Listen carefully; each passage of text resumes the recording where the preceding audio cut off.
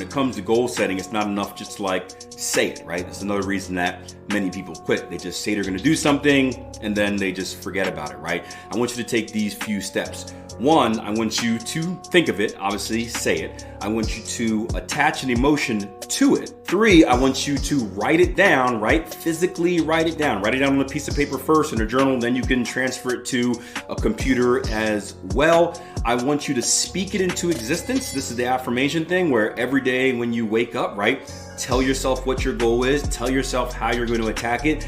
Tell yourself what happens if you don't get it, right? A few episodes ago, I shared a few kind of the philosophy part of my trading plan and kind of that first paragraph, right? That's a very similar situation as this, where I read to myself each and every day why I deserve to be successful, why I have to be successful, what happens if I'm not successful. And those were just daily reminders, those affirmations that slowly help. I don't know why that's crazy, right? I guess you're crazy for doing this, right? Speaking to yourself in the mirror, that slowly help kind of change your brain's wiring into doing what you need to do, where it's not just kind of a thing, but now it's like a way of life. And then I want you to make it public, right?